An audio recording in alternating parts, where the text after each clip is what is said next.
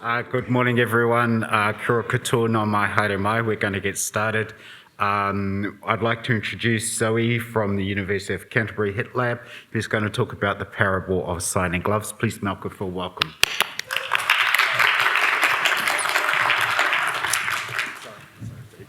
If you've got any questions, please come to the microphone at the side at the end. Thank you. Cool, thank you for coming this morning. Tēnā koutou hui hui mai nei, e mihi ana ki ngā mana whenua, stand away from the other mics. Ko Zoe toko ingoa no o tatahi ahau, e mihi ana au, hei kai mātai ororongo. Nō reira, tēnā koutou, tēnā koutou, tēnā koutou katoa.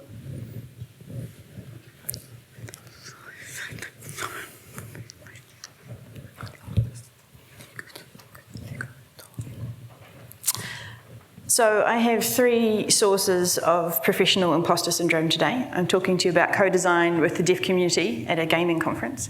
And I have to confess, I'm not deaf myself, I don't have a design background, and I'm not a gamer. So my background is a clinical audiologist, and I've been wondering what can my profession possibly offer to gamers? And just watching the other talks so far, I've come up with a couple of things. Firstly, not many people know this, but we're the experts in the vestibular system. So we can help you make VR experiences that don't make people puke. So if you're working on a VR and you're not to make people puke, I can set you up some audiologists. Another thought that I just had listening to Haida's talk is that clinicians have some, hopefully, most of us have really great skills and experience in quickly building trust and rapport with respondents. That's obviously in a different context, where we don't want our respondents in a research or a gaming situation to be coerced in any way, but I think there's some things that we could learn there. So, what are we talking about today? So this talk really came about just at the start of my PhD journey at the moment, and I started looking into the literature about what design has been done with and for people who are deaf or hard of hearing. And I came across a lot of work as a hearing member of the deaf community. It made me feel really uncomfortable, and it sent me down on a bit of a deep dive of co-design principles and reflecting on my own practice. I thought that I was safe to work in this space because I had the right intentions and the right qualifications, and I had the right family and community backgrounds, but in reflection there's some things that I wasn't doing in perhaps the best way. So it got me thinking about what can we learn from this, and particularly signing gloves come up again and again and again in this literature, and what can we apply to working with other communities who are marginalised. I'd also like to talk a bit about two deaf-centred initiatives, so my own work, Talktown, and also some really exciting work done by Kara Technologies for creating accessible digital content in New Zealand Sign Language. And finally, hope to be of value, I'd like to share our reflections and give you some take-home tips. So my co-presenter today unfortunately can't be here in person, so Grace's content will be presented in New Zealand Sign Language embedded into the slides. So this is Grace. Hello everyone, my name is Grace and this is my sign name. I'm obviously deaf myself. I do have an implant and use speech, but my primary language is New Zealand Sign Language. I'm a mum of two, both deaf children, a girl aged 4 and a boy aged 3. That means at home we are full NZSL users and immersed in deaf culture in everything we do. My background is in communications. I have a Bachelor of Arts in Communications. And at Kara Technology, I am the Communication Manager and NZSL Expert. Cool. So I'm Zoe. I'm fluent in New Zealand Sign Language. It's one of my home languages. I grew up with deaf family members. I've got a background in research, a lot of deaf community-facing roles. And currently I work as a clinical audiologist, and I accidentally became a game producer. So, signing gloves. They come up all the time. And for the last 20 years, here's just a few examples of them. The first research ones came out in the 80s, but really since the 2000s, we just keep seeing the same, to us, feels like the same projects over and over again. So they're really popular in computer and engineering fields. typically, in terms of functionality, all they can do is translate the American Sign Language alphabet, which I'm not very good at. It's different to the New Zealand one, and uses one hand. So you can see it's a nice challenge from an engineering perspective. They're really engaging. They help the public feel good about themselves. Oh, we're helping those deaf people. And they get lots of media coverage there. They're cool and exciting. And also in the research literature, there are numerous examples that have been published. So these projects are getting a lot of media attention. They've won lots of prizes. So the developers have got lots of money for them. And they're been published in arguably, where's my pointer?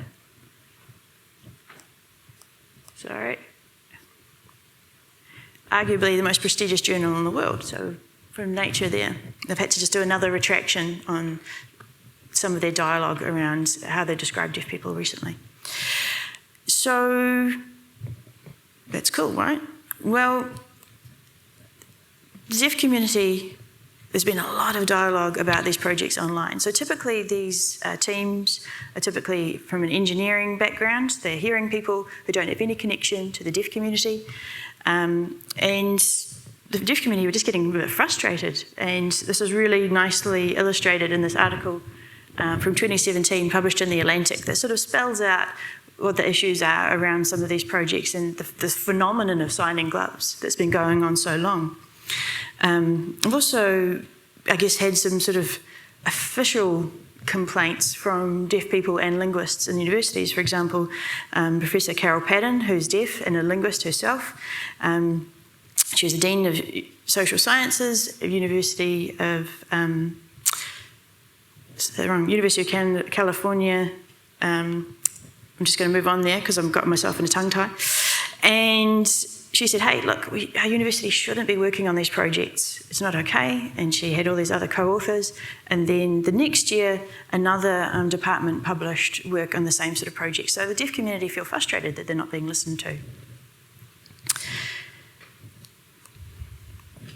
So what can we take from these projects? Yes, they demonstrate some fantastic engineering and technological achievement, and we can see the gloves have become really sophisticated these days. And you can see in the future, potentially, there could be a functional interface using AI and the current technologies we have. The trouble with these gloves is just representing the letters on the alphabet is just a tiny, tiny, tiny fraction of what sign languages are. They actually only, fingerspelling is used in sign languages to represent proper nouns and borrow words from spoken language. Sign languages are rich and complex and involve facial expression and body movement and prosody and things that can't be captured with the current technologies.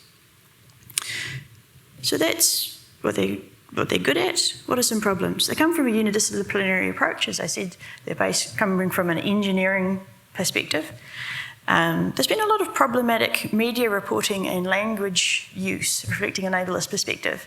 So you could say, well, it's the media, that's not the developer's problem, but I argue, yes, we're responsible for how our work is portrayed out in the world. So we have things like braille gloves to describe sign language gloves for deaf mute people, which is a really offensive, outdated and quite ignorant term. So yeah, it's a real problem around that. It also neglects the social cultural history of sign languages. So it wasn't until the 90s that deaf children here in New Zealand, only a small group of them started to be educated in New Zealand Sign Language. So there are a lot of deaf children now, only 100 out of the 3,000 deaf kids in the school system who are educated in New Zealand Sign Language. They don't have access to their own language. So why should these engineers profit of something that the community themselves struggle to get access to?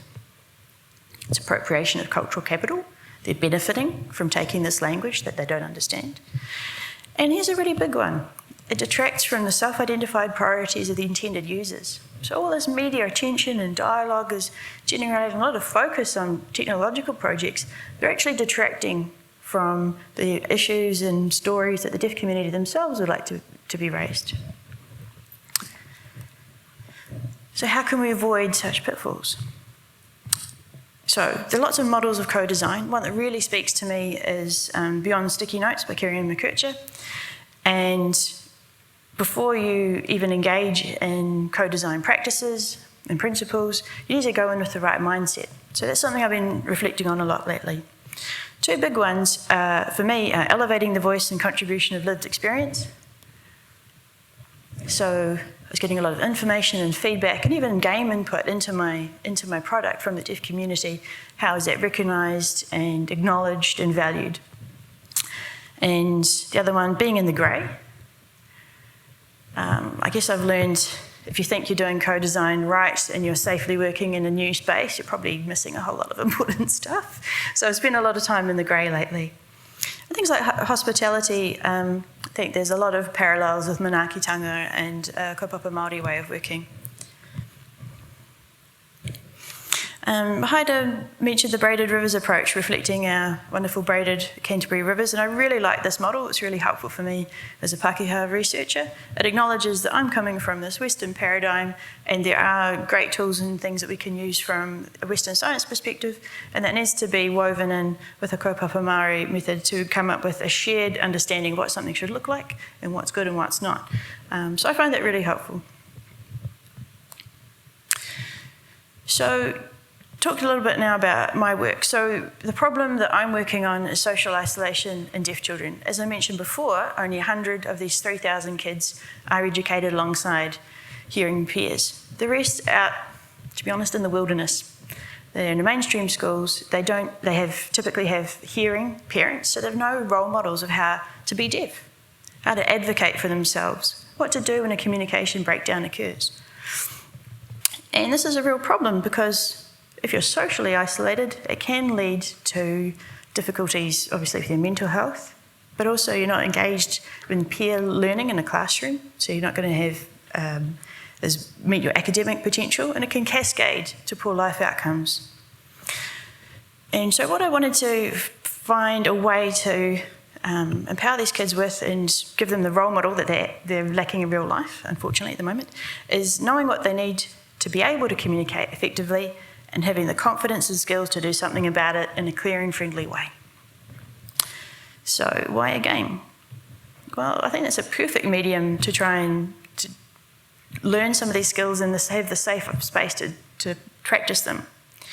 So it plays to users' strengths. It's an assumption not all deaf children are visual learners. However, we're not trying to get information into them by talking at them, which is the way that we tend to do a lot. We're not going through the hardest modality for them. And something that I think is really exciting is they have agency of their own learning journey. So much happens to deaf kids, audiologists, teachers of the deaf, speech and language therapists, ed psychs. It's kind of hard to be a kid when you've got all these adults kind of managing you all the time. So I think it's really cool that they can have some choice and explore a virtual world. We heard from the great talk from the team from Vic, Simon and Russ. We were talking a lot about device accessibility and kids in the regions having very sort of low-level tech, and they might not have access to the web or data and things like that. But at the moment in New Zealand, kids outside of the main centres, deaf kids and hard of hearing kids, get very little access to any services, whether that's hearing health or social intervention, nothing. So they're really kind of on their own. So yes, there are barriers, but there's not the big geographic barriers that there are to in-person services by having a digital game. And if we design the game right, it can be a safe and low-risk medium to practice difficult social skills in a repeatable, low-consequence environment. And why not make it fun? And Haida mentioned games are part of the culture of children, so we're playing to that. So we've got a very basic first version of TalkTown published on Google Play at the moment, with the following learning outcomes, intended learning outcomes. So we're trying to reduce stigma about how they feel about having a hearing loss and wearing devices, because they're probably the only person that they know who does. Improve their self-efficacy, so the confidence to do something about their situation, and their self-advocacy skills. Identifying the communication barriers that are unique to them, help them to be assertive, know what to do if a communication breakdown occurs, a conversation gets stuck, and utilise social pragmatics. So know the appropriate social skills of how to manage that. It's really hard when you can't overhear other conversations and learn how those subtle social dynamics work. So my game, the kids create a character, choose the hearing device if they use one, and they really love to see themselves represented. So it still makes the news when there's a doll with a hearing aid. Like, oh, wow, that's great. Particularly the less common ones, so this is a bone-anchored hearing aid. I had one little boy who was just so stoked to see himself represented in that way. They really struggle with identity. So, as I mentioned, most of them have hearing parents. Having a positive deaf identity is such a powerful predictive factor for social well-being and psychological well-being and all that stuff, but they don't know what to pick and they don't know what the words mean. They're not talked about in their families. The families might say, oh, he has hearing problems or things like that. So the players navigate through a town, and I deliberately picked these situations because I thought these are the sort of situations that deaf teens are going to start to go into on their own and have to navigate themselves. This guy is off to get his driver's licence. Is there anything you'd like to tell me before you get started? He picks a not very good, less helpful option. Oh no! And then has a crash. But then he gets a do-over, gets the opportunity to try an adaptive strategy. So, for example, let's use this extra mirror so I can see your face when you're talking to me. So here's just a little bit about the learning outcomes here and the bit of the game mechanics of a different challenge scene, just to show you a bit of the logic behind the game. And then there's a few other different challenges modelled in the game and a few strategies that the kids can learn from. And culminates in the boss scene, so that's the hardest social situation to communicate in, and hopefully they use all the skills that they've gained on the way. So reflecting on my Talktown process, have I utilised participatory means? Again, this model is from Kelly and McKercher. Yes and no. So I gained lots of input from different groups of deaf kids along the way, but I guess I had an agenda about what I wanted from that rather than being guided by their priorities. Have I prioritised relationships? So I've got these long-standing relationships across the deaf community, but in Heidi's talk you mentioned there's some real ethical and practical dilemmas around working with children effectively. So children and access and time to them is protected for obviously very good reason. So it's quite hard to sort of build up that long-term trust in them. They're often relying on the adults in their lives. The teachers, like me, and have invited me into their class. I think, okay, she's a trusted person. But as Heidi said, in a school environment, there's lots of, yes, we have to do the right thing and do what the teacher says. Also, as a signer, I get, I guess, some privileges with that. It's rare to meet a strange adult they don't know who can sign, so there's an immediate connection. Oh, you're one of us. So yeah, have to be careful about not exploiting that.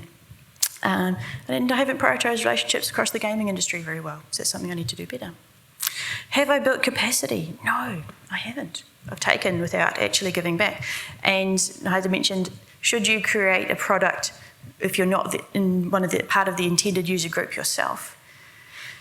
At the moment, there are very few deaf people here in Aotearoa who have the skills to create a digital game. So that's something that I'd like to really try and address going forward.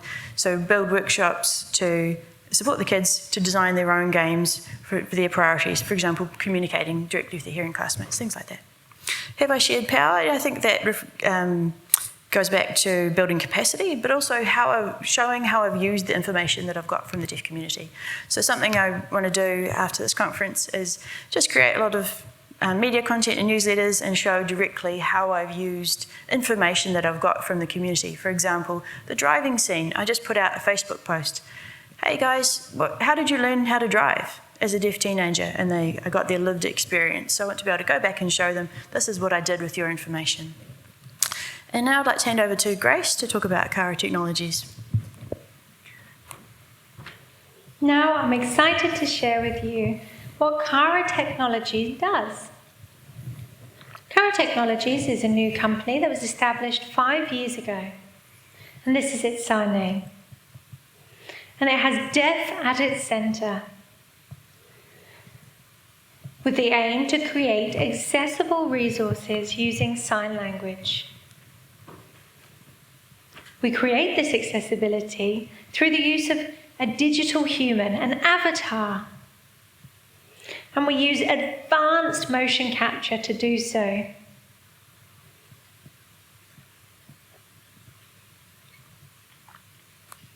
Kara Technologies was established by a man named Arash. This is his sign name. He's from Iran and he moved to New Zealand in 2013.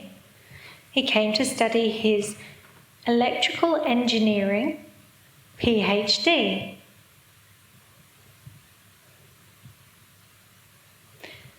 When he lost his hearing in his left ear. And he looked around and thought there's no other deaf students studying this topic. And it began him thinking.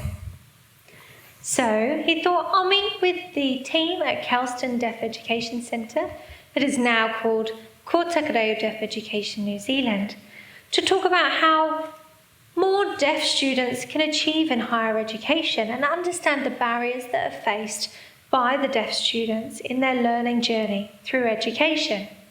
At which point Arash thought, that's it, I'm going to set up Kara Technologies.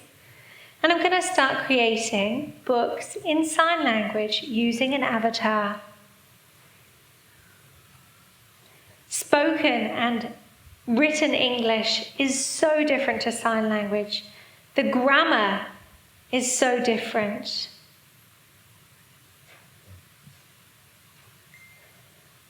And it's about noticing the fact that there's not equality with hearing friends.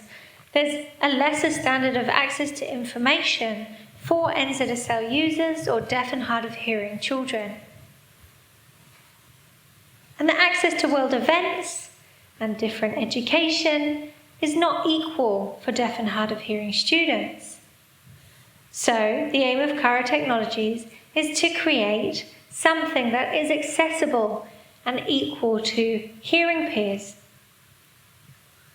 I've been involved now with Kara for 4 years as translator, advisor for motion capture, and different parts of the organisation within the use of NZSL. We now have a short video to share with you so that you can have a look at our process and also understand why we do what we do and how we do it. Enjoy! Cool, good there, YouTube, thanks. Kara Technology is created to provide accessibility to the deaf community. Every day, the content and information is expanding at an incredible rate, and it's really hard for the deaf community to keep up with that. So in Kara, we translate in content information into sign language, and we're using digital human and lots of cool technologies to make our solution more accessible. Sign language is a very, very expressive language, which would need a really, really precise hand movement and also very expressive facial movement. And we use lots of cool technologies in digital humans to make sure that we do the justice to the sign language. Any information such as emergency, picture books, traffic announcements, we can have that in sign language. We believe our solution could provide many help to different communities around the globe. We want to help with the communities in Europe, in Africa, in Asia, you name it. Cool, so you can see with mocap, we've now got the opportunity to really capture all that richness in sign language in a digital format, make it accessible, apply it to a whole lot of applications. So got a little sneak peek of one of Kara's products.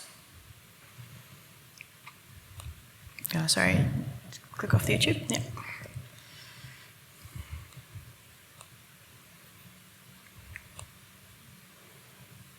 You would have seen some avatars in that video, but we have many different avatars available.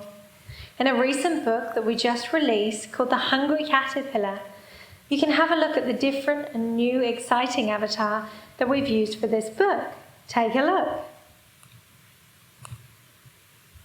Oops. Cool, with that YouTube, thanks.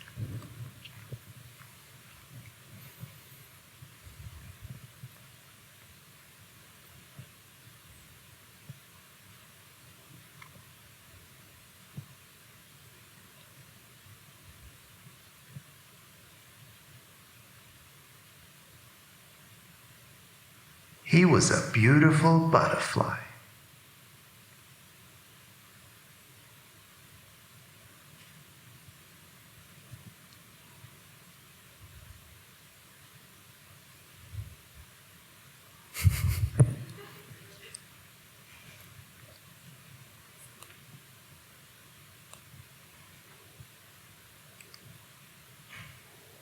So animators, motion capture, everything that we use is really rich and valuable to capture the complexities of signed languages.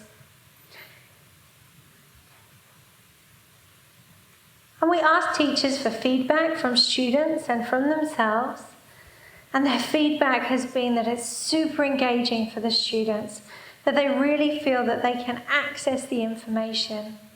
And it develops the language that the students are using. That the facial expressions and the details and the use of sign language and space are used perfectly. And it's really lovely to understand and get that feedback that students are really appreciating the book. There's many ways we can use this technology. And the deaf community have been in touch with us with their ideas. For example, wanting emergency announcements for the use of the avatar so that at the same time, real-time announcements can be given in sign language at the same time as English. Or NZSL games, or educational games similar to Talktown, becoming fully accessible to deaf people. So there's no limits to what we Could do.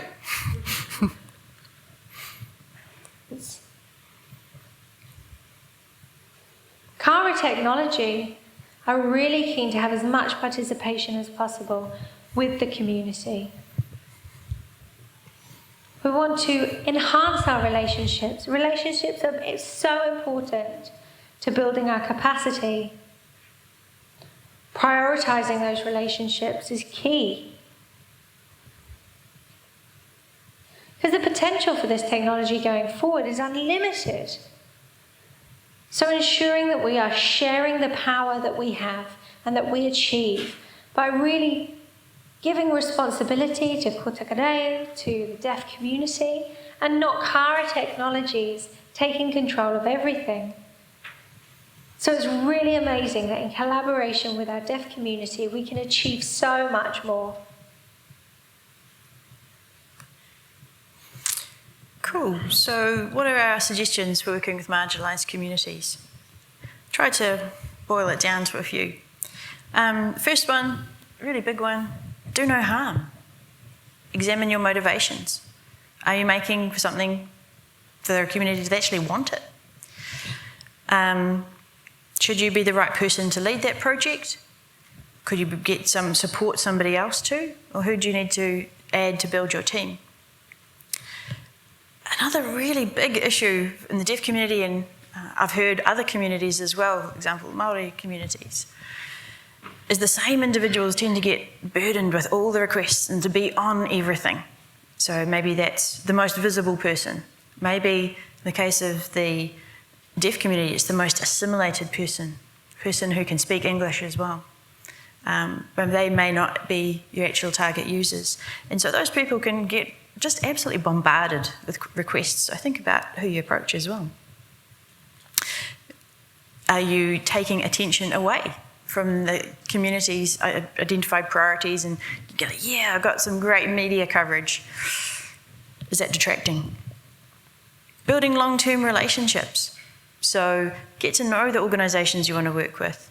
Get to understand the communities. This is really tricky, again, in a research context. I come across ethical clashes all the time. So I used to go and just volunteer at Deaf Children New Zealand camps, and given my family background, I just really wanted to be part of that really important event. But then as a researcher, a clinician, I'm asking or telling kids to do stuff, that I'm in a different relationship with them. So that brings a lot of tensions. Embrace the grey. Co-design is messy. And when you're working with people that come from different backgrounds and different worldviews to yourself, they can have different views on deadlines and deliverables. And I won't say any more about that. and resource appropriately. So if you don't have time or you can't afford to get in a sign language interpreter to do the consultation you need, then you probably need to change the scope of your project. Elevate the voice and contribution of lived experience throughout your project, and highlight the contributions and the knowledge and just the cultural assets that you're benefiting from. And something I'm really going to focus on going forward, learning to give back and build capacity, not just through your product, but through your process and how you talk about it as well. And leave the most important point to Grace.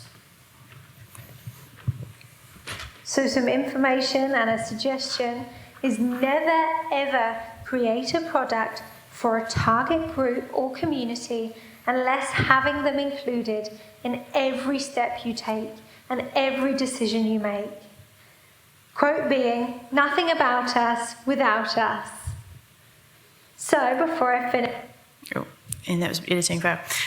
So this is my first talk at NZGDC, and I'd really love to hear your feedback or any ideas or input. Please get in touch with either myself or Grace if you'd like to follow up. And I should reference Kellyanne McKercher's work as well. Check out beyondStickyNotes.com. It's really cool. Thanks very much.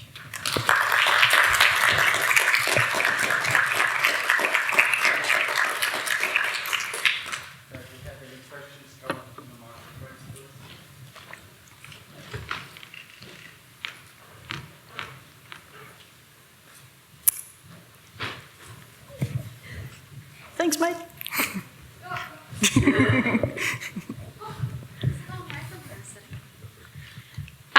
So my question is around language. So I know there's a lot of, like you talked about, the disconnect when people don't use the proper terms. What's your opinion on like the adaptive terms that people like to use? In the case that I can think of most obvious is instead of learning disability, learning difference, or instead of you said deaf, you said hearing impaired. What's your opinion on that sort of language? Now this is really big question. So obviously we should always listen to the people themselves and respect how they choose to identify. With the deaf community, it's even more complex because they're a socio-linguistic minority. So deaf sign language users refer to themselves with a capital D, deaf. So disability and deaf community. So they are a language group. They're not defined by their audiological status. So we've got the capital D, deaf. Then in clinical terms, we have to describe somebody's hearing status sometimes. So sometimes I say they have no hearing, they are deaf, and that's little d. We've moved away from saying hearing impaired to hard of hearing. That's less deficit-based and sort of more descriptive of an audiological label, but I can't speak with any authority on anybody or any group that I'm not a part of, so I say we defer to them. I'm really excited as a neurodivergent person myself to see descriptors and labels just becoming, I guess, more reflective of a diverse experience rather than othering. There's a group over here. We've all got our own unique approaches and views on the world, and it's just finding a better way of describing it. It's my 2 cents.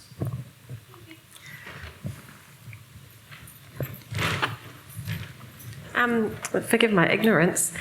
Can you explain why the deaf community is wanting emergency announcements in sign language as opposed to just the written ones that we already receive? That's a really excellent question. Thank you for bringing that up. So written and spoken language, as Grace said, operates in a totally different way to visual gestural languages, which make the use of space and time, right? So people who have signed languages as a first and preferred language, written language can be really inaccessible to them. So the reading age on some of the reading level required to fully understand some of those emergency announcements is pretty high anyway.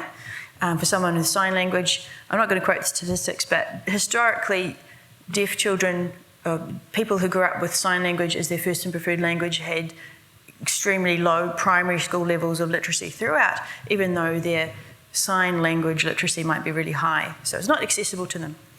The World Federation for the Deaf has released a statement cautioning against the use of avatars. They don't want to see sign language interpreters replaced by avatars, but there is a time and a place. So, for example, the mosque shootings, unfortunately, apologies if that was triggering to anybody, with the earthquakes, the lockdowns, there was a need for immediate information to be disseminated as quickly as possible. And for some cases in the lockdowns, they couldn't get interpreters into the studio. Yes, they're at the government briefings, but they weren't able to be in other situations at first level 4 lockdown. So in those places where it's not safe or physically possible to get a human there straight away, with this technology, we could send accessible announcements out immediately until interpreters could be brought in place. So that's really, really good question. Thank you. Hello. Excellent talk, by the way. Thank you very much. I was curious about, we're a couple of animators up the front. We were curious about the performance capture that you guys have been doing. We're wondering if you're capturing facial performance at the same time as the rest of the full body performance to get the proper, I guess, interpretation of sign language into a digital avatar. The short answer is yes. The long answer is, so Karatech, I'm not involved with them. I really would like to collaborate to create more accessible versions of my products in the future, but this is just early days for both of us. Okay. So the technical questions are best directed to Karatech, but yes, that's their thing, right? Their secret sauce is that they are capturing all of that rich information through mocap simultaneously to capture all the nuances of the language. Yeah. Thank you.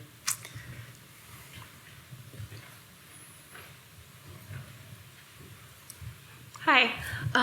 So I work for Dinosaur Polo Club, and we make like minimalist transportation simulations. So they're not particularly text heavy, and I had always assumed up to this point that it was accessible to someone who is deaf because all the audio is completely optional. But now it occurs to me that things like the tutorial or error messages or something might not be accessible if someone who's hard of hearing or deaf can't read and write the way I had previously assumed. So do you have any suggestions for how to make a game more accessible, like include videos or?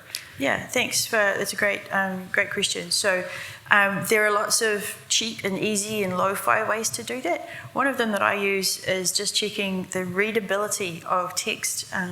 It's built into Microsoft Word. So there's all these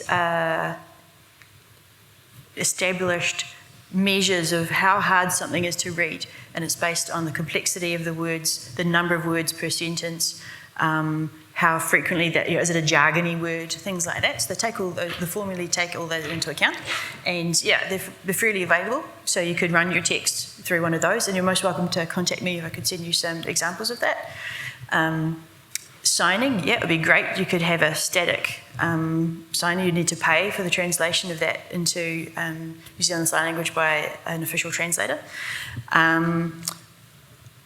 Something else to think about in terms of accessibility, the audio is optional, but what a game experiences is someone who's deaf or hard of hearing missing by not having that audio. So having descriptive text describing, just giving the ambience and the feel, helping them access that as well is a really good thing to do.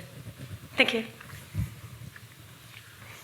Are there any in your opinion, good resources for starting to learn sign language and good companies, organizations to get in contact with if you are going to do something with sign language? Because you said earlier, people don't get in contact and it just becomes a disgrace. Awesome.